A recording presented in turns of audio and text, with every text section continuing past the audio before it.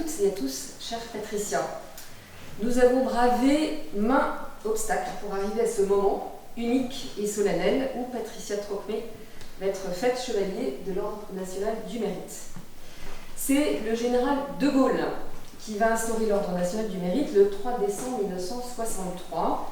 Cet ordre honorifique récompense les mérites distingués, militaires ou civils, rendus à la nation française, d'où la présence du drapeau. Il va remplacer les anciens ordres ministériels et coloniaux, et point qui est à relever pour les férus d'histoire et de politique, et je crois qu'il y en a quelques-uns dans la salle.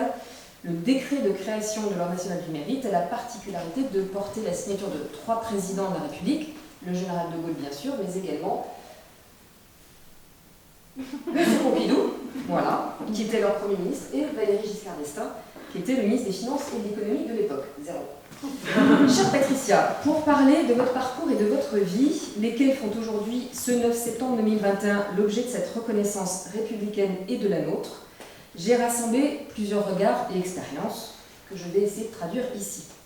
Il fallait bien cela pour pouvoir partager avec vos hôtes une lecture sans a priori, riche et provocante, d'une vie et d'une personnalité qui ne le sont pas moins.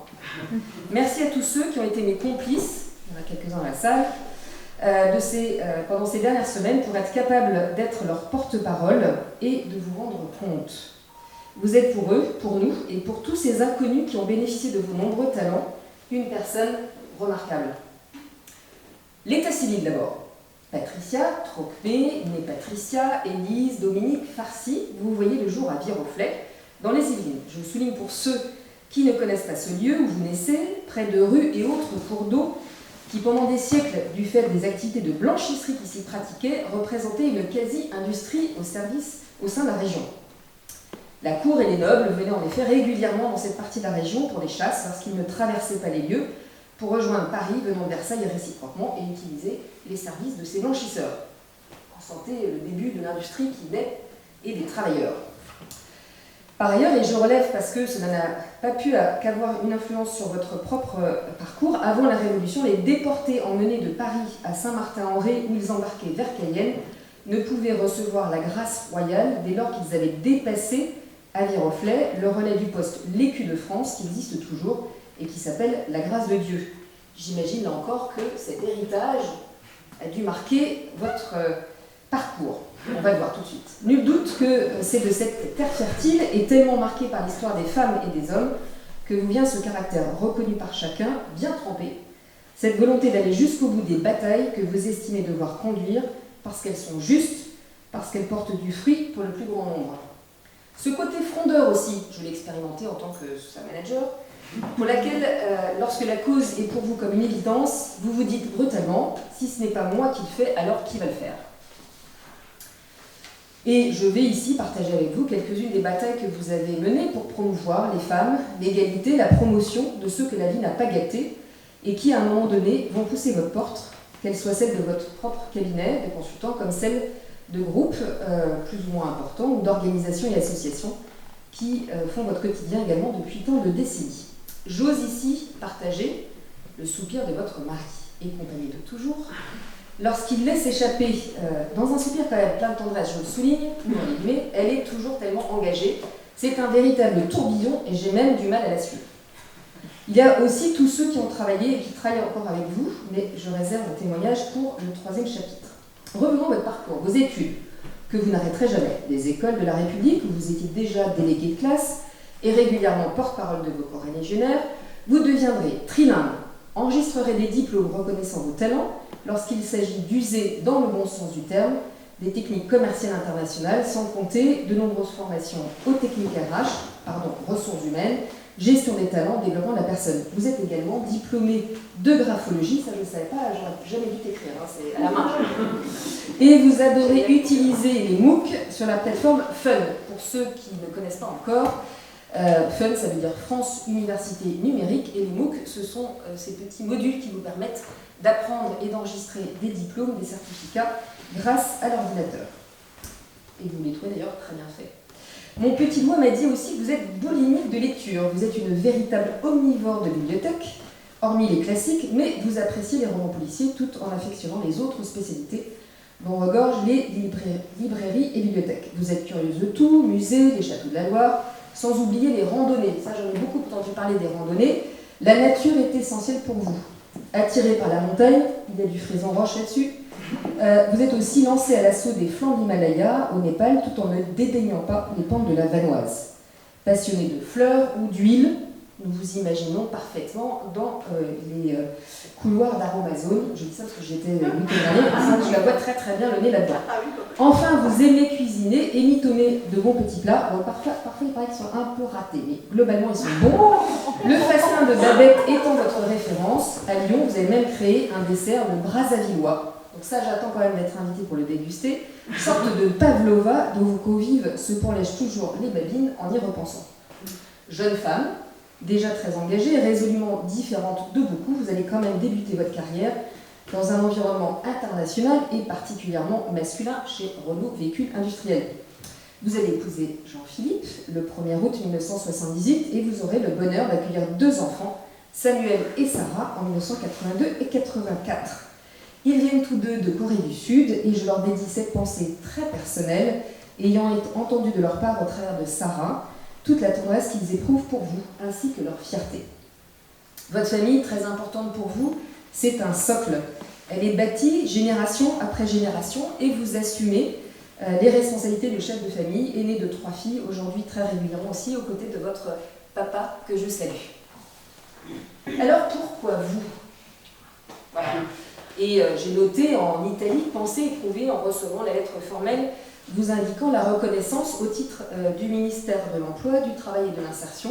Et je vais alors matérialiser quelques éléments de votre caractère remarquable.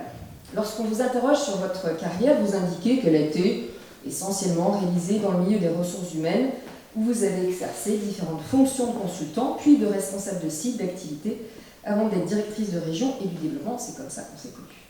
Vous êtes aussi beaucoup investi dans les milieux associatifs, sans compter les projets où vous vous associez avec Jean-Philippe afin de développer ensemble sur les territoires, pas simplement français, et dans les environnements où vous complétez avec bonheur bien les services au bénéfice des personnes venant vous voir. Alors en fait, j'ai trouvé, parce que j'aime beaucoup la symbolique, pourquoi vous, j'ai trouvé 4 raisons.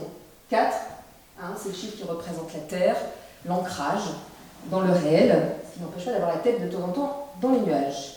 Avant tout, vous êtes une femme de réseau, toujours engagée, résolue, cherchant les clubs, regroupements, associations, où vous allez pouvoir être utile et aussi vous implanter profondément dans la terre où vous vivez et vous travaillez. Parfois, votre dynamique et caractère vous poussent à faire claquer portes et fenêtres de salles de réunion, devenues soudainement beaucoup trop petites et empêtrées dans les préoccupations, le projet d'intérêt général et le sujet pour lequel vous battez, à déserter d'évidence la salle et les esprits. Vous préférez passer en force plutôt que de rester dans un coin, à vous reprocher de ne pas avoir eu le courage de ce pas quasi révolutionnaire parfois. De 1980 à 1984, vous avez noté avec beaucoup d'humilité que vous vous occupez de travaux administratifs. Enfin, sans travaux administratifs, il n'y a justement pas d'acte d'adoption et je pense que ça a été absolument essentiel. Et c'est cette association qui vous a permis d'accueillir et d'adopter vos 2 enfants, Samuel et Sarah. Aide et Action, qui est la continuation de la cause, où vous allez jusqu'en 1990 poursuivre des actions bénévolat suivant les projets du moment. L'École supérieure de commerce de Pau, entre 1996 et 2000, où vous accompagnez les jeunes à se préparer pour leur recherche d'emploi en animant des ateliers techniques et en faisant des simulations d'entretien de recrutement. J'imagine, parce que je vois ça, j'ai 3 enfants, alors ce serait bien que vous ne mettiez pas un jean troué quand vous allez en entretien et une chemise propre. Ah bon, je ne savais pas que c'était important, mais c'est important. Les fameuses CCO à Nantes. Les CCO se décrivent comme des concentrateurs d'idées nouvelles depuis 35 ans et des lieux de confluence, de stimulateurs de débat, où notamment vous allez travailler avec les fameuses. Je m'arrête sur cet événement qui est le Printemps des fameuses, qui est un point d'ancrage pour la région et au niveau national, où vous y avez réalisé un travail de fond qui vise à l'égalité réelle entre les femmes et les hommes dans les milieux économiques et professionnels. Voilà, et avec une ambition de faire de Nantes et de sa région une référence nationale de l'égalité. Ensuite, l'association Territoire Zéro Chômage de longue durée, qui est une association nationale dont l'objet est de lutter contre le chômage de longue durée, et vous allez vous y investir en 2017-2018 en mobilisant à Orléans acteurs politiques, Pôle emploi et entreprises. Je crois que vous avez regretté de ne pas être davantage suivi faute d'impact concret, mais parfois il faut savoir être patient lorsqu'on plante des petites graines, elles finissent toujours par pousser. La Maison des Cadres 45, où vous allez animer des ateliers de repositionnement professionnel à partir de 2019. Mosaïque, vous êtes à l'origine de la création de ce collectif de consultants indépendants en 2017, qui se retrouve une fois par mois pour travailler sur des thématiques professionnelles et personnelles. Et je sais que vous êtes animatrice bénévole toujours et que vous travaillez notamment dans un mode qui vous plaît beaucoup, et moi je l'avais appris d'ailleurs à vos côtés, qui est celui du co-développement. Et enfin, l'article 1 et l'Ordre national du mérite, qui permet, au travers de l'article 1, d'accompagner des jeunes lycéens jusqu'à l'emploi, qui est un marrainage républicain tout à fait significatif. Deuxième caractéristique, faire le lien pour mieux relier, rassembler, pour trouver des solutions, pour faire avancer la cause, celle des femmes et des hommes de ce monde, si souvent pris dans leurs multiples contradictions et erreurs. Patricia, à la fois cheville au corps, celle des charbonniers, celle qui fait déplacer les incrédules et les montagnes. Sa curiosité, son intérêt pour la personne en face de laquelle elle se trouve lui inspire autant d'éléments de richesse, surtout quand cette personne est très différente d'elle, même si parfois elle ne la comprend pas très bien. Mais c'est pas grave, vous êtes là pour l'aider et vous ferez beaucoup pour l'y conduire. Troisième caractéristique, vous êtes organisé, méthodique, engagé. J'ai un peu l'impression qu'il y a une revue de performance de l'année là. Alors, peut-on dire que le premier chapitre de votre vie professionnelle est sous le mot-clé de « organiser ». Le second chapitre à la rencontre de l'humain, formant, recrutant, développant, accompagnant. Le troisième, c'est le reclassement. Un chapitre très engageant, parfois épuisant, mais dans lequel vous êtes justement donné à corps presque perdu pour pouvoir accompagner tous ceux et celles qui, à un moment donné, perdent leur emploi et qui pensent qu'il n'y a plus de vie au-delà de la porte de l'entreprise, de l'usine dans laquelle ils ont pendant si longtemps travaillé. Le quatrième chapitre, portage salarial, que vous décrivez vous-même comme défricheuse, aimant aller là où le changement des règles de l'environnement de travail et de notre économie vous permet de répondre à votre aspiration finalement, qui est de mettre l'humain sur le chemin de la vie, de l'épanouissement, de la réalisation, de la reconnaissance, dirais-je, de la paix. Les jeunes aussi, je l'ai mentionné tout à l'heure, vous interpellent à la fois du fait de leurs besoins, mais aussi de leur farouche énergie à aller de l'avant, à faire changer le monde. Et je pense que c'est aussi une façon pour vous de rester proche de vos enfants et d'étendre cette famille. Dernier élément de cette quadrature, définitivement engagé, on vous décrit comme remarquable au sens et au regard de votre force de caractère, votre volontarisme et votre persévérance. Un de vos partenaires professionnels m'a indiqué que ce qu'il attendait d'un partenaire est que, ouvrez les guillemets, les objectifs soient tenus et des valeurs, sa valeur à elle est d'être au service des autres, ce qui est essentiel. Objectif atteint. Alors je vais finir. Là, vous commencez un petit peu à vous endormir, je sens ça. Par un petit portrait chinois. Et je remercie tous ceux qui ont joué le jeu avec moi. Et donc, je vais partager ce petit portrait chinois. Je sais aussi que tu aimes le jeu et que tu l'utilises aussi pour pouvoir développer et aller au-delà des peurs qui peuvent nous contraindre là où on est, qui ne nous font pas avancer. Donc, c'est aussi pour ça, c'est un petit clin d'œil que j'ai utilisé ce portrait chinois. Si Patricia était un animal, eh bien, vous avez été plusieurs à indiquer que ce serait un chat. Voilà, pour son sens de l'observation, son adaptabilité qui lui permettent une efficacité sans faille. Une fois l'objectif fixé, rien ne l'empêche de l'atteindre avec assertivité, en sachant faire le dos rond ou sortir ses griffes selon les occasions. Une plante, et si c'était une plante, un conifère qui ne perd pas ses feuilles pour symboliser sa constance dans son engagement envers les autres et sa robustesse.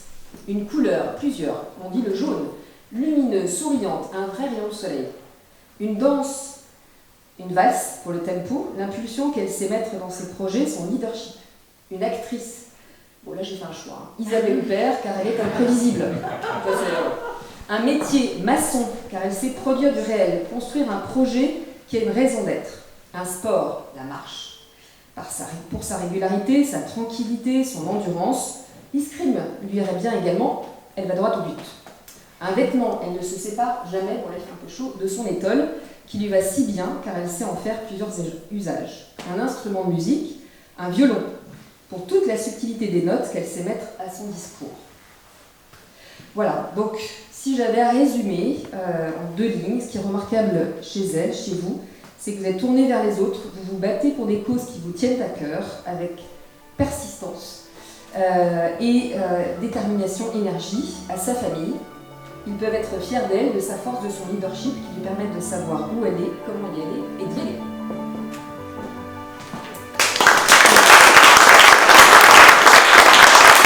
Laetitia Trocmé, au nom du président de la République et en vertu des pouvoirs qui nous sont conférés, nous vous faisons chevalier dans l'ordre national du mérite.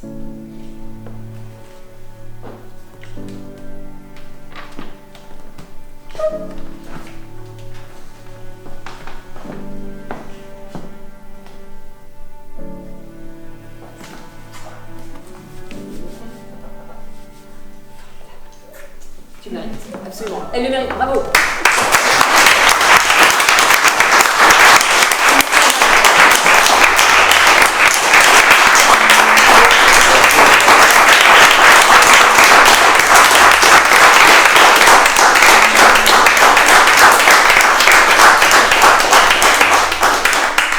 Savoir accueillir, hein. C'est difficile, hein. Oui, c'est difficile. C'est extraordinaire.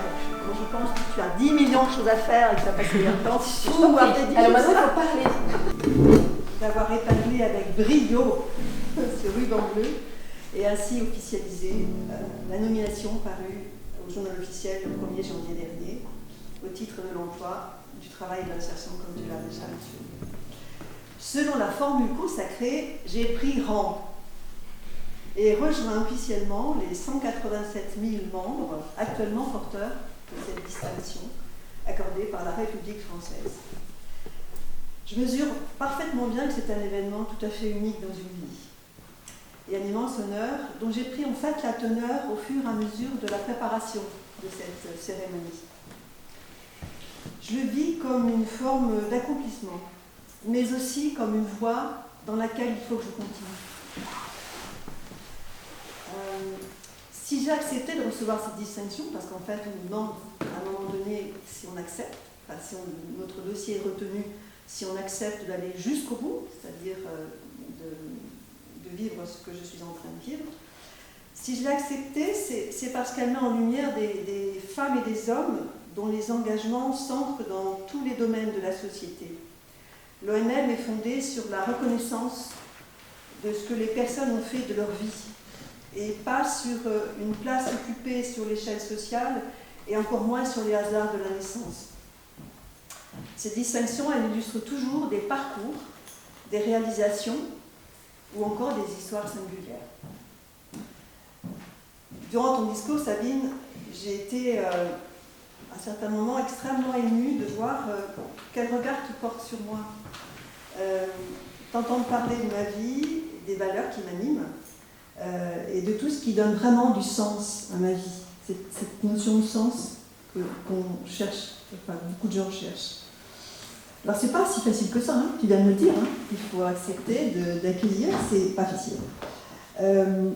Parce que, encore là, à l'instant même, je pense avoir été la bonne personne, au bon endroit, au bon moment. Et pas forcément cette personne remarquable que tu mets en exergue. C'est le moment pour moi d'exprimer ma profonde gratitude à l'égard des personnes qui ont contribué à ce que je vive cet instant-là. Tout a commencé en fait par la rencontre de 2 préfets.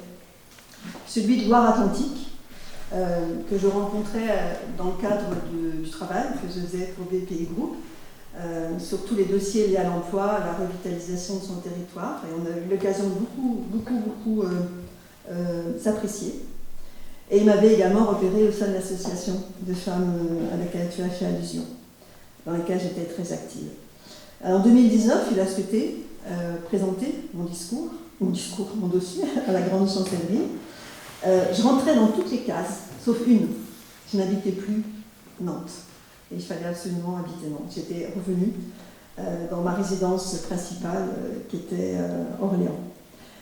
Or, il se trouve que je connaissais aussi le préfet du Loiret, qui me rencontrait dans d'autres circonstances, et ces 2 préfets se sont mis ensemble pour présenter mon dossier. Donc ça, c'était un premier grand honneur. Mon souvenir le plus drôle, c'est quand j'ai eu à rédiger le mémoire. On nous demande de rédiger un mémoire. La première page, on me demandait la date de mon service militaire, mes campagnes de guerre, mes médailles. Je me suis dit, ça commence mal. J'ai biffé, j'ai tourné la deuxième page, et là, j'ai pu m'exprimer pendant 6 pages. Donc il faudrait peut-être dire à la grande chancellerie de tout petit peu modifier la première page pour que les femmes ne se sentent pas bizarrement placées dès la première page. Et j'ai bien retrouvé le fil conducteur qui a guidé ma vie, qui, tu l'as très bien dit, c'est accompagner les personnes à des étapes de leur vie personnelle et professionnelle, leur permettre de déblayer la route. Tu as parlé du métier de maçon, tu vois, on est bien dans la même ligne, d'enlever les cailloux dans leurs chaussures et d'avancer dans la vie. C'est ce qui me motive vraiment profondément. Et puis voilà, ce dossier a été retenu et moi je l'avais un peu oublié. Hein. Ça dure 18 mois une instruction de dossier. L'année 2020, je ne vous l'apprends pas, a été bizarre et j'avais un peu oublié. Et puis ce courrier est arrivé le 7 janvier, c'est le préfet Pressel qui l'a signé. Et puis voilà, donc ça a été une émotion extraordinaire et le début de beaucoup de choses très fortes. Ma profonde gratitude va aussi à ces centaines de personnes rencontrées, ces 25 dernières années plus particulièrement, qui m'ont fait confiance dans un cadre professionnel ou bénévole. Pour avoir beaucoup donné, j'ai énormément reçu de ces personnes, de ces femmes et ces hommes. Je m'estime extrêmement chanceuse d'avoir fait les métiers que j'ai choisis, en changeant parfois de cap.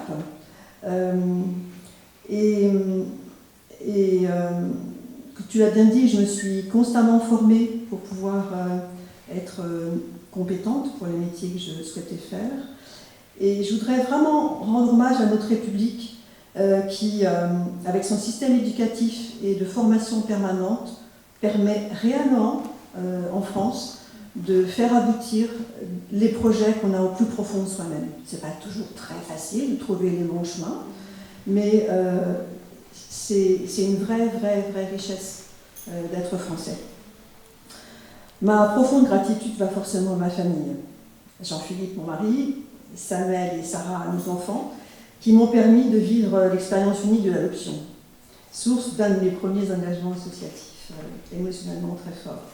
Et une mention toute particulière à mon mari, qui a su accepter d'avoir une femme entreprenante, parfois surengagée, et passant beaucoup de temps avec les autres. Mais il veille au grain. C'est une forme d'ange gardien. Il me sert de garde-fou quand mes passions peuvent devenir débordantes. Heureusement que je l'ai. Enfin, ma profonde gratitude va tout simplement à la vie. Tout d'abord, celle qui m'a été donnée par mes parents, à ma mère, qui nous a quittés l'année dernière, et à mon père, ici présent, qui m'a montré la voie en recevant la médaille du mérite agricole. L'actualité nous montre encore aujourd'hui la chance que j'ai eue de naître femme dans un pays occidental où tout est possible, à condition de savoir saisir les opportunités et de faire les bonnes rencontres. Mais il m'a toujours semblé qu'avoir cette chance impliquait aussi des devoirs de citoyenneté et de fraternité, en sachant partager les cadeaux de la vie. Être rentrée dans le réseau de l'ONM m'a aussi permis de découvrir la fondation Un Avenir Ensemble, dont vous m'avez parlé. Les membres de cette fondation sont tous médaillés de la Légion d'honneur ou de l'ONM. Je me suis vraiment intéressée à ce qu'ils proposaient et j'ai souhaité accompagner, devenir la marraine d'une jeune lycéenne méritante du Loiret et l'accompagner tout au long de sa scolarité jusqu'à la fin de ses études supérieures. C'est quasiment fait, le dossier a été accepté, j'attends de toute façon, je ne sais pas quand, qu'on m'appelle pour me donner le nom de cette jeune fille que j'aurai la chance d'accompagner. Et puis, comme je ne fais jamais les choses moitié, c'est arrivé de façon concomitante.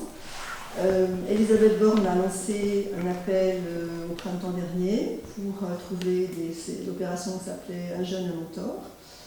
Là aussi, j'ai posé ma candidature et j'ai été mise en relation avec Article 1, qui est une association que j'ai découverte, que je ne connaissais pas, qui est absolument formidable, et qui là accompagne, cherche des mentors pour accompagner des étudiants jusqu'à la fin de leurs études supérieures et l'entrée sur le marché de l'emploi. Et ces étudiants, on les découvre soit au début de au début de leurs études supérieures. Donc ce double projet me comble en me permettant de travailler avec une tranche d'âge que je connais moins, mais qui a bien besoin d'un coup de main de l'ingénieur en ce moment. Cette magnifique médaille va rejoindre le petit musée militaire que mon mari a installé chez nous. Elle va trouver sa place en compagnie de 2 légions d'honneur de son grand-père et de son grand-oncle maternel, tombé au champ d'honneur en 1917, de la Légion d'honneur de son grand-père paternel, pour fait de guerre, et de la Légion d'honneur de son père, qui était officier dans l'armée française. Donc elle sera en très bonne compagnie. Pour terminer ce temps de remerciement, je me suis largement inspirée d'un texte de Jean d'Ormesson, qui exprime pour moi assez joliment ce que je ressens profondément. À la naissance, on monte dans un train et on rencontre ses parents. Au fur et à mesure que le temps passe, d'autres personnes montent dans ce train. Et ils seront importants dans la vie.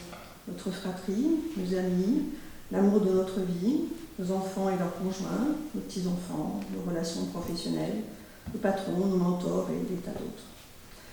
Beaucoup disparaîtront en chemin et laisseront un vide de plus ou moins grand.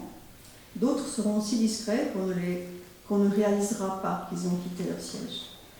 Ce voyage en train sera plein de joie, de peine, d'épreuves, d'attentes, de découvertes, de revoir la vie. Réussir sa vie, pour moi, c'est avoir des relations vraies avec tous les passagers et donner le meilleur de soi-même à chaque instant sans tricher et en restant bien aligné avec ses valeurs. On ne sait pas à quelle station on descendra, alors vivons chaque jour l'instant présent, pleinement en accord avec nos choix. Pour moi, c'est très important de le faire, car lorsque nous descendrons du train, nous ne devrions laisser que de beaux souvenirs à ceux qui continuent leur périple. Soyons fiers et heureux de ce que nous avons fait et remercions le ciel de ce voyage fantastique qu'est la vie. Aussi, merci à vous tous d'être un des passagers de mon train pour le bout de chemin parcouru ensemble et pour le chemin qu'il nous reste à faire. Je vous embrasse tous.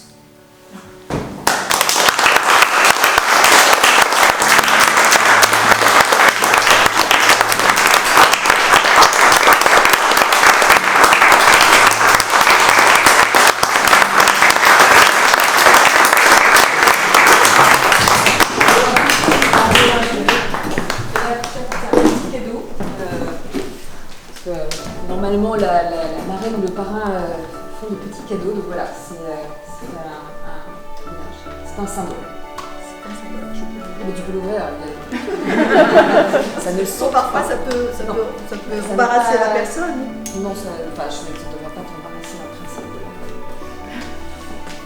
Ils se sont trompés.